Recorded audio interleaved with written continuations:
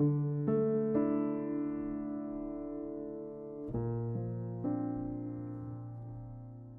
पहलगाम आतंकी हमले के बाद भारत ने आतंक का सफाया करने के इरादे से ऑपरेशन सिंदूर शुरू किया, जो कि 6 और 7 मई की दरमियानी रात शुरू हुआ था। इस ऑपरेशन सिंदूर के दौरान पाकिस्तान और पाक ऑक्यूपाइड जम्मू और कश्मीर में आतंक के जितने ठिकाने थे, उनमें से 9 ठिकानों को आइडेंटिफाई करके पिन पॉइंटेड टारगेट कर कर उन्हें तबाह किया। इसके बाद से पाकिस्तान बौखलाया, क्योंकि वो आतंकियों को लंबे समय से शह दे रहा था अपने मुल्क में। पाकिस्तान ने क्या किया? पाकिस्तान ने सबसे पहले एलओसी पर, यानी लाइन ऑफ कंट्रोल पर जो सीज फायर है, उसका वायलेशन करना शुरू किया। उसने जो सीमावर्ती इलाके हैं वहाँ के स्थानीय लोगों को निशाना बनाना शुरू किया, शेलिंग की, बमबारी की, गोलीबारी की। और इस दौरान जो शेलिंग हुई सीज फायर वायलेशन के चलते, इस दौरान भारतीय सेना के 7 जवान शहीद हुए और एक जम्मू कश्मीर स्टेट सर्विस के अधिकारी यानी एडीडीसी। तो इन 8 लोगों के बारे में आज हम इस वीडियो में आपको बताएंगे, जिन्होंने अपनी ड्यूटी करते हुए देश की रक्षा के लिए सर्वोच्च बलिदान दिया है। एक एक करके बताते हैं। हमारे साथ रजत मौजूद हैं। विकास जी, सबसे पहले हम बात करेंगे सुरेंद्र मुगा की। ये सार्जेंट हैं इंडियन एयरफोर्स में, और इंडियन एयरफोर्स की जो 36th विंग है उसमें पोस्टेड हैं बतौर मेडिकल असिस्टेंट सार्जेंट। और इनकी पोस्टिंग बेंगलोर में थी और वहीं पे परिवार के साथ रहते थे। राजस्थान के झुंझुनू के रहने वाले। जब सीमा पर तनाव बढ़ा तो इनकी पोस्टिंग, इनको भेजा गया उधमपुर, और इन्होंने अपने परिवार को पैतृक गांव भेज दिया और ये पोस्टिंग के लिए चले गए। 10 मई का वाक़या है, और 10 मई में जब ये इनके कैंप में, क्योंकि 10 मई के बाद जब पहली ब्रीफिंग हुई थी तब कर्नल सूफिया कुरैशी ने भी इस बात का जिक्र किया था कि पाकिस्तान की ओर से जो कैंप्स हैं श्रीनगर, अवंतीपुर और उधमपुर एयरबेस में, वहाँ पर भी गोलाबारी हुई है। उसी दौरान ये घायल हुए थे, ये अपने मेडिकल कैंप में थे। उस दौरान 10 मई के दिन ये घायल हुए और वहीं ये शहीद हो गए। इनके परिवार के बारे में भी कुछ जानकारियाँ हमारे पास हैं कि इनके एक बेटा है, एक बेटी है। बेटी 11 साल की है, उनका नाम वर्तिका है, और बेटा 7 साल का है, दशक, और उसी ने इन्हें अंतिम मुखाग्नि दी है। और ये भी बताया जा रहा है कि एक बाइट भी हमने अपने दर्शकों को पहले भी सुनवाई थी, जिसमें वर्तिका ये कहती हैं कि मैं भी अपने जो पिता का बदला लूँगी और मैं भी सेना में जाऊँगी। बिल्कुल, एक बार फिर से वो दर्शकों को सुनवा देता है कि ना पाकिस्तान का खात्मा करना है, नाम भी नहीं आना चाहिए पाकिस्तान का, पूरा पाकिस्तान खात्मा करना चाहिए। मैं अपने पापा ने शहीदी दी है, बड़े होकर आप क्या बनना चाहते हैं? पापा की तरफ फौजी बनना चाहती हूँ। मैं अपने पापा का बदला लूंगी, चुन चुन के बदला लूंगी अपने पापा का। तो अब बात करेंगे इंडियन आर्मी के राइफलमैन सुनील कुमार की। सुनील कुमार ने सर्वोच्च बलिदान दिया, उनकी कहानी रजत बताएंगे। सुनील कुमार हैं जो ये जम्मू कश्मीर के त्रिड़वा गांव से आते हैं, और 25 साल की इनकी उम्र थी, और ये इंडियन आर्मी की लाइट इन्फेंट्री का हिस्सा थे। और इनकी पोस्टिंग थी जम्मू के आरएसपुरा सेक्टर में। और 10 मई को जब क्रॉस बॉर्डर फायरिंग होती है, पाकिस्तान की ओर से अंधाधुंध फायरिंग होती है, तो ये बुरी तरह से घायल हो जाते हैं। इन्हें तत्काल अस्पताल में एडमिट कराया जाता है, लेकिन कुछ ही देर के इलाज के बाद ये जानकारी आती है कि इनकी शहादत हो गई है। तो ये ही जानकारी है हमारे पास। और जब इनकी शहादत का जो अंतिम संस्कार का कार्यक्रम होता है, तो उसमें तमाम सेना के लोग पहुंचते हैं। जो वहाँ के लेफ्टिनेंट गवर्नर हैं मनोज सिन्हा, ये भी वहाँ पर पहुँचते हैं और अंतिम श्रद्धांजलि देते हैं। उसी के बाद तमाम लोग इस कार्यक्रम में शामिल होते हैं। बिल्कुल। अब अगला नाम है डीसी एडीडीसी रहे Rajkumar Thapa, additional district development commissioner, Rajouri Jammu में। जब इनके घर पर शेलिंग के दौरान गोला आकर गिरा था और इनकी उसमें मौत हुई। उनके जो 2 सुरक्षाकर्मी थे वो गंभीर रूप से घायल थे। इन्हें जब हॉस्पिटल ले जाया गया तब उनकी आगे क्या इन्फॉर्मेशन? बिल्कुल। और ये 54 साल के राजकुमार थापा बतौर additional district development commissioner Rajouri में पोस्टेड थे। और जिस दौरान ये 10 तारीख की बात है, 10 मई की बात है, जब ये अपने आवास में ही थे और अंधाधुंध फायरिंग होती है, जैसे कि आपने बताया कि इनके वो जवान भी घायल हुए और इनकी उस दौरान मौत हो जाती है। ये वहाँ के रियासी एरिया में रहते थे।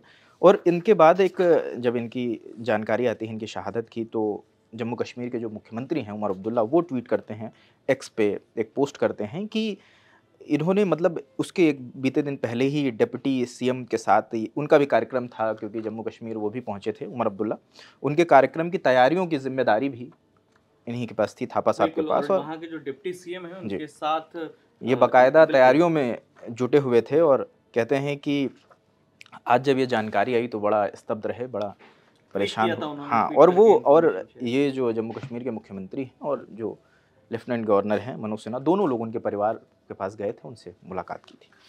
तो अब बात करते हैं मुरली नायक के, सिपाही हैं इंडियन आर्मी में, और इनके बारे में बताइएगा। बिल्कुल, मुरली नायक की उम्र है 23 साल और आंध्र प्रदेश के सत्य साई जिले से रहने वाले हैं। और अग्निवीर स्कीम जो चली थी कि 3 साल के लिए सेना में भर्ती होगी, उसी के तहत इनका 2022 में 20 साल की उम्र में इनका तैनाती हुई थी, इनकी भर्ती हुई थी। और बताया जो अभी जानकारी मौजूद है कि पहले 6 महीने की ट्रेनिंग नासिक में हुई और 1 साल असम में पोस्टेड रहे। उसके बाद पंजाब में सेवा दे रहे थे, मगर जिस दौरान ये ऑपरेशन सिंदूर शुरू होता है तो इनकी पोस्टिंग उरी में हो जाती है। और 8-9 के दरमियानी रात जो जानकारी आ रही है कि तकरीबन रात के 3 साढ़े 3 बजे जो फायरिंग होती है उसमें ये शहीद हो जाते हैं।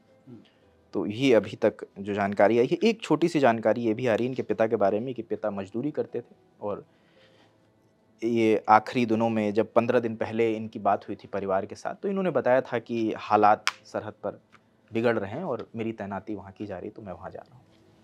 बिल्कुल। अगला नाम मोहम्मद इम्तियाज़ का है, बिहार से आते हैं, बीएसएफ में सब इंस्पेक्टर हैं। इनके बारे में क्या जानकारी है आपके पास? इम्तियाज़ बिहार के छपरा के रहने वाले हैं, वहाँ एक गांव है नारायणपुर, वहीं के रहने वाले हैं। और इनकी पोस्टिंग भी जम्मू के आरएसपुरा में थी और बीएसएफ के बतौर सब इंस्पेक्टर ये अपनी चौकी की सुरक्षा में तैनात थे। 10 मई की रात का बयान एक आया था, आपको याद होगा, कि बीएसएफ की ओर से, कि जिसमें बताया गया था सब इंस्पेक्टर मोहम्मद इम्तियाज़ ने सीमा चौकी का नेतृत्व करते हुए साहसिक नेतृत्व और वीरता का प्रदर्शन दिया और गोलीबारी के बीच उनकी जान चली गई है, वो शहीद हो गए। बिल्कुल। तो इनका पार्थिव शव प्लेन से लाया गया था पटना और उसके बाद गार्ड ऑफ ऑनर वहाँ पे दिया गया। उसके बाद उनके परिवार को सौंप दिया गया। एक बाइट उनके बेटे की आई थी, बेटे हैं उनके इमरान, वो कह रहे थे कि मुझे अपने पिता पे बड़ा गर्व है, तो वो बाइट भी हम दर्शकों को सुनवा देते हैं। बस इतना ही कहना चाहेंगे, I am proud of my father, I am proud of my father and also जिसने भी देश को अपना बलिदान दिया, जितने भी शहीद लोग हैं, I am salute to him. बस इतना ही कहना चाहता हूँ। तो बिल्कुल आप सुन रहे थे उनके बेटे को, शहीद मोहम्मद इम्तियाज़ के बेटे को सुन रहे थे, जिनका कहना है कि मुझे अपने पिता पर गर्व है। विकास जी, इसमें एक अपडेट अभी ये भी आया है कि जो मुख्यमंत्री हैं बिहार के नीतीश कुमार, वो भी इनके परिवार से मिलने गए थे।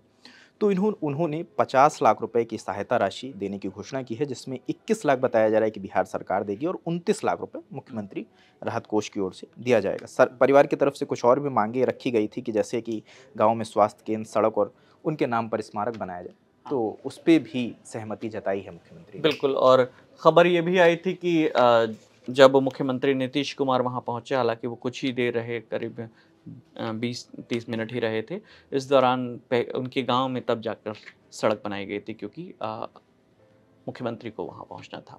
और परिवार का ये कहना है कि उनके नाम से एक हॉस्पिटल खोला जाए जहाँ पर निःशुल्क इलाज हो, या मौजूदा किसी हॉस्पिटल का नाम ऐसा दे दिया जाए। बिल्कुल। अब लांस नायक दिनेश शर्मा की बात करते हैं। दिनेश शर्मा के बारे में क्या आपके पास जानकारी है, वो भी आप दर्शकों को बताएं। ये मूलतः हरियाणा के पलवल के रहने वाले हैं। वहाँ पे मोहम्मदपुर गांव है, वहीं के रहने वाले हैं और इंडियन आर्मी में के 5 फील्ड रेजिमेंट में बतौर लांस नायक तैनात थे। इनके 5 भाइयों में ये सबसे बड़े हैं। और ये एक बात है कि 3 भाई, इनके परिवार से 3 लोग, मतलब तीनों सगे भाई सेना में अपनी सेवाएं दे रहे हैं। इनके जाने के बाद इनके 2 बच्चे हैं, एक की उम्र 4 साल है, एक की 8 साल है और बीते 2 साल से पुंछ में पोस्टेड थे। 7 मई की रात तकरीबन 11 बजे जो आधिकारिक सेना का एक्स हैंडल है वाइट नाइट कोर की ओर से ये जानकारी दी गई थी कि जीओसी और वाइट नाइट कोर के सभी रैंक 5 फील्ड रेजिमेंट के लांस नायक दिनेश कुमार के बलिदान को सलाम करते हैं। उन्होंने पाकिस्तान सेना की गोलीबारी के दौरान अपनी जान गंवा दी। दिनेश को गर्दन में चोट आई थी और कुछ देर इलाज चला, उसके बाद ये पुंछ में तैनात जी थे, पुंछ में बिल्कुल। तैनात थे, और बीते 2 साल से वहीं पे तैनात बिल्कुल थे। 2014 में इंडियन आर्मी ज्वाइन की थी। उनके 2 भाई हैं, दोनों सेना में अग्निवीर हैं। वही, इनको मिला के 3। बिल्कुल, हाँ। कुल मिलाकर उनके परिवार से ये जानकारी आई है। अब अगला नाम आता है दीपक चिमंगखम का। बीएसएफ के जवान हैं और वो एक वीडियो जिसका ये वीडियो शुरू करने से पहले हम देख रहे थे, उसमें वो दिख रहा है कि अपने साथी को अंतिम विदाई देने के लिए बीएसएफ के जवान, वो वीडियो भी हम एक बार सबसे पहले दिखाते हैं, फिर हम बात करेंगे दीपक के बारे में।